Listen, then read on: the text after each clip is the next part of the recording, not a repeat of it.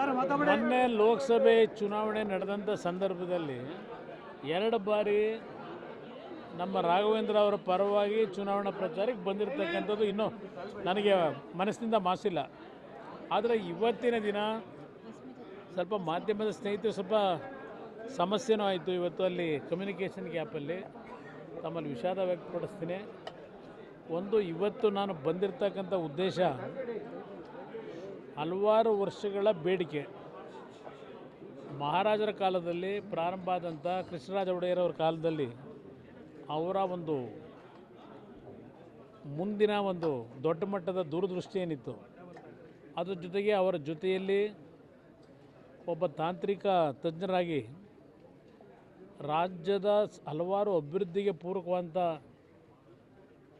ಒಂದು ಐತಿಹಾಸಿಕವಾದಂಥ ಕಾರ್ಯಗಳನ್ನು ಮಾಡಿರ್ತಕ್ಕಂಥ ವಿಶ್ವೇಶ್ವರಯ್ಯನವರ ಹೆಸರಿನಲ್ಲೇ ಪ್ರಾರಂಭ ಆದಂಥ ಈ ಒಂದು VISL ಕಾರ್ಖಾನೆ ಹಲವಾರು ರೀತಿಯ ಏಳು ಬೀಳುಗಳ ನಡುವೆ ಇನ್ನೂ ಸ್ವಲ್ಪ ಉಸಿರಿಟ್ಕೊಂಡಿರ್ತಕ್ಕಂಥದ್ದೇನಿದೆ. ರಾಘವೇಂದ್ರ ಅವರು ಈ ಒಂದು ಕಾರ್ಖಾನೆಯನ್ನು ಉಳಿಸಲೇಬೇಕು ಅಂತೇಳಿ ಅವರು ಲೋಕಸಭಾ ಸದಸ್ಯರಾಗಿ ಹಲವಾರು ವರ್ಷಗಳಿಂದ ಅವರ ಪ್ರಯತ್ನ ಏನಿದೆ ಅನ್ನೋದು ನನ್ನ ಗಮನದಲ್ಲಿದೆ. ನಮಗೆ ದಿವಂಗತ ಅಪ್ಪಾಜಿಗೌಡರು ಅವರು ಸಹ ಈ ವಿಷಯದಲ್ಲಿ 1900 ಅಲ್ಲಿ ಒಬ್ಬ ಕಾರ್ಮಿಕರಾಗಿ ಅಲ್ಲಿಂದ ಶಾಸಕರಾಗಿ ಆ ಕಾರ್ಖಾನೆ ಉಳಿಸಬೇಕು ಅಂತೇಳಿ 1989-90ನೇ ಇಸ್ವಿಯಿಂದ ಅವರ ನಿರಂತರವಾದಂಥ ಹೋರಾಟವು ಇವತ್ತು ನನ್ನ ಕಣ್ಮುಂದೆ ಇದೆ. ನಾಡಿನ ಜನತೆಯ ಒಂದು ಆಶೀರ್ವಾದದಿಂದ ಮತ್ತು ಭಗವಂತನ ಆಶೀರ್ವಾದದಿಂದ ಒಂದು ಅವಕಾಶ ಈ ಬಾರಿ ನರೇಂದ್ರ ಮೋದಿಯವರ ನಾಯಕತ್ವದಲ್ಲಿ ಕೇಂದ್ರದಲ್ಲಿ 3ನೇ ಬಾರಿಗೆ ಸರ್ಕಾರ ಏನು ರಚನೆ ಆಗಿದೆ ಕೇಂದ್ರದಲ್ಲಿ, ಅವರ ಒಂದು ನಿರ್ಧಾರದ ಹಿನ್ನೆಲೆಯಲ್ಲಿ ರಾಷ್ಟ್ರದಲ್ಲಿ ಇವತ್ತು ಕೇಂದ್ರದಲ್ಲಿ ಭಾರೀ ಕೈಗಾರಿಕಾ ಸಚಿವನಾಗಿ ಮತ್ತು ಉಕ್ಕು ಖಾತೆಯನ್ನು ನಿರ್ವಹಣೆ ಮಾಡ್ತಕ್ಕಂಥ ಸಚಿವನಾಗಿ ಕೆಲಸವನ್ನು ಮಾಡಲಿಕ್ಕೆ ಅವಕಾಶವನ್ನು ಕೊಟ್ಟಿದ್ದಾರೆ. ಇದು ಒಂದು ಕಾಕತಾಳೀಯ. ಇವತ್ತು ಭದ್ರಾವತಿಯ ಈ ಕಾರ್ಖಾನೆಯನ್ನು ಉಳಿಸಲೇಬೇಕು ಅಂತಕ್ಕಂಥದ್ದು ಎಲ್ಲರ ಒಂದು ಭಾವನೆಗಳೇನಿದೆ, ಸಂಪೂರ್ಣವಾದಂಥ ಮಾಹಿತಿಗಳನ್ನು ಪಡಿಬೇಕು ಅಂತಲೇ ನಾನು ಮತ್ತು ನಮ್ಮ ಸೇಲ್ನ ನಮ್ಮ ಸ್ಟೀಲ್ ಅಥಾರಿಟಿ ಆಫ್ ಇಂಡಿಯಾದ ಅಧ್ಯಕ್ಷರೇನಿದ್ದಾರೆ, ವ್ಯವಸ್ಥಾಪಕ ನಿರ್ದೇಶಕರು ಅಧ್ಯಕ್ಷರು ಆಗಿರ್ತಕ್ಕಂಥ ಅಮರೇಂದ್ರ ಪ್ರಕಾಶ್ ಅವರು ನಾನು ಇಬ್ಬರು ಇವತ್ತೇನು ಬಂದಿದ್ದೇವೆ, ಮಾಹಿತಿಗಳನ್ನು ಪಡೆದಿದ್ದೇವೆ. ಎಲ್ಲ ರೀತಿಯಲ್ಲಿ ನಮ್ಮ ಕಾರ್ಖಾನೆಯ ಕಾರ್ಮಿಕರಿರ್ಬೋದು, ಆಡಳಿತ ವರ್ಗ ಇರ್ಬೋದು ಮತ್ತು ಹಲವರು ಅವರವರ ಒಂದು ಅನುಭವಗಳ ಮಾಹಿತಿಗಳನ್ನು ಕೊಟ್ಟಿದ್ದಾರೆ. ಯಾವ ರೀತಿಯಲ್ಲಿ ಇದನ್ನು ಮುಂದಿನ ದಿನಗಳಲ್ಲಿ ಪುನಶ್ಚೇತನಗೊಳಿಸ್ತಕ್ಕಂಥದ್ದು ಮಾಡಲಿಕ್ಕೆ ಸಾಧ್ಯ ಅಂತಕ್ಕಂಥ ಮಾಹಿತಿಗಳನ್ನು ಪಡೆದಿದ್ದೇವೆ. ಈಗಾಗಲೇ ಕೇಂದ್ರದಲ್ಲಿ ಲೋಕಸಭೆಯ ಕಲಾಪಗಳೇನು ನಡೀತಾ ಇದೆ, ಕಲಾಪಗಳು ನಡೀತಕ್ಕಂಥ ಸಂದರ್ಭದಲ್ಲಿ ಕೆಲವು ನಿರ್ಧಾರಗಳನ್ನು ನಾನು ಸಾರ್ವಜನಿಕವಾಗಿ ಪ್ರಕಟ ಮಾಡಲಿಕ್ಕಾಗಲ್ಲ.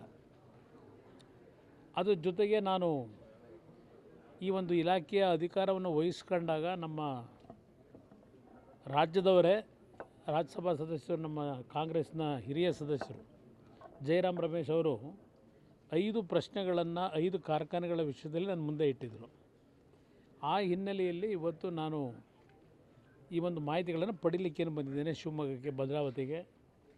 ಮುಂದಿನ ದಿನಗಳಲ್ಲಿ ಇದರ ಒಂದು ಕಾರ್ಖಾನೆಯ ವಿಷಯದಲ್ಲಿ ಏನು ತೀರ್ಮಾನಗಳಾಗ್ಬೋದು ಅಂತಕ್ಕಂಥದ್ದನ್ನು ಎಲ್ಲ ರೀತಿ ಸಾಧಕ ಬಾಧಕಗಳು, ಇಲ್ಲಿಯ ಕಾರ್ಮಿಕರ ಒಂದು ಬದುಕುಗಳೇನಿದೆ ಆ ಬದುಕಿರ್ಬೋದು, ಆ ಕಾರ್ಖಾನೆ ವಿಶ್ವೇಶ್ವರಯ್ಯನವರ ಹೆಸರಿನಲ್ಲಿರ್ತಕ್ಕಂಥ ಕಾರ್ಖಾನೆಯನ್ನು ಉಳಿಸ್ತಕ್ಕಂಥ ನಿಟ್ಟಲ್ಲಿ ಏನು ಮಾಡ್ಬೋದು ಅಂತಕ್ಕಂಥದ್ದಕ್ಕೆ ಈಗಾಗಲೇ ಸ್ವಲ್ಪ ಮಾಹಿತಿಗಳೇನು ಪಡ್ಕೊಂಡಿದ್ದೇನೆ. ಸದ್ಯದಲ್ಲೇ ಅದರ ಬಗ್ಗೆ ತೀರ್ಮಾನಗಳನ್ನು ಮಾಡ್ತೀವಿ. ಸರ್, ಪಂಚರತ್ನ ಯೋಜನೆ ಬಂದಾಗ ನೀವು ಕೂಡ ಅಲ್ಲಿ ಪ್ರತಿಭಟನಾ ಸ್ಥಳಕ್ಕೆ ಭೇಟಿ ಕೊಟ್ಟು ಮಾತು ಕೊಟ್ಟಿದ್ದೀವಿ ಸರ್, ಉಳಿಸ್ಕೊಡ್ತೀನಿ, ಯಾವ ಕಾರಣಕ್ಕೂ ಇದು ಬಿಡಲ್ಲ, ದೇವೇಗೌಡರು ಕಾಲದಂತ ನಾವು ಬಿಟ್ಕೊಡಲ್ಲ ಅಂತ ಹೇಳ್ತೀನಿ ಸರ್. ಈಗ ತುಂಬ ನಿರೀಕ್ಷೆ ಇಟ್ಕೊಂಡಿದೆ ಸರ್, ಏನು ಬರೋ ಬಜೆಟಲ್ಲಿ ಒಂದು ಅವಕಾಶ ಇದೆಯಾ ಅಂತ ಸರ್? ಇಲ್ಲಿ ಬಜೆಟ್ನಲ್ಲಿ ತರ್ತಕ್ಕಂಥದ್ದೇನಿಲ್ಲ. ಇದು ಇವತ್ತು ಈ ಒಂದು ಕಾರ್ಖಾನೆಯ ಮರ್ಜರ್ ಏನಿದೆ, ನಮ್ಮ ಕೇಂದ್ರ ಸರ್ಕಾರದಲ್ಲಿರ್ತಕ್ಕಂಥ ಸ್ಟೀಲ್ ಅಥಾರಿಟಿ ಆಫ್ ಇಂಡಿಯಾಗೆ ಈ ಒಂದು ಸಂಸ್ಥೆಯನ್ನು 98ರಲ್ಲಿ ಈ ಒಂದು ಕಾರ್ಖಾನೆಯನ್ನು ಮರ್ಜ್ ಮಾಡಿರ್ತಕ್ಕಂಥದ್ದೇನಿದೆ, ಸ್ಟೀಲ್ ಅಥಾರಿಟಿ ಆಫ್ ಇಂಡಿಯಾದ ಆಡಳಿತಕ್ಕೆ ಒಳಪಟ್ಟಿರ್ತಕ್ಕಂಥ ಒಂದು ಕಾರ್ಖಾನೆ ಇದು.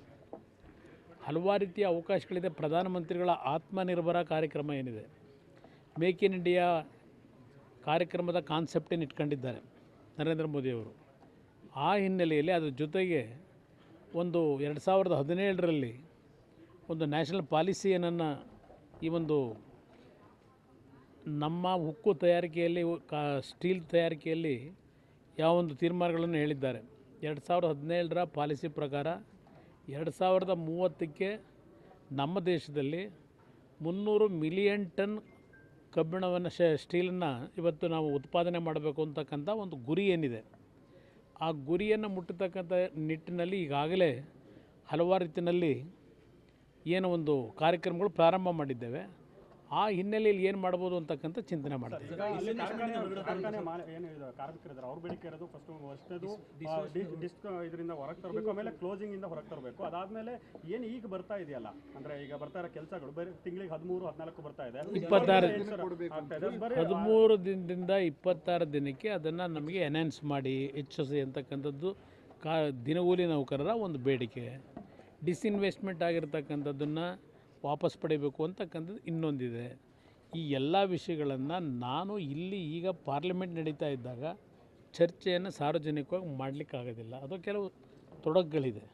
ಅದರಿಂದ ಇಲ್ಲಿ ನಾನು ಹೇಳೋದಿಲ್ಲ, ಆದರೆ ಇದು ಎಲ್ಲವನ್ನು ಗಮನದಲ್ಲಿ ಇಟ್ಕೊಂಡು ಮುಂದಿನ ದಿನಗಳಲ್ಲಿ ಭದ್ರಾವತಿಯ ವಿಶ್ವೇಶ್ವರ ಹೆಸರಿನಲ್ಲಿರ್ತಕ್ಕಂಥ ಈ ಒಂದು ಉಕ್ಕಿನ ಕಾರ್ಖಾನೆಯನ್ನು ಯಾವ ರೀತಿಯಲ್ಲಿ ಉಳಿಸಬೇಕು ಅನ್ನೋದ್ರ ಬಗ್ಗೆ ಚಿಂತನೆ ಮಾಡಿ.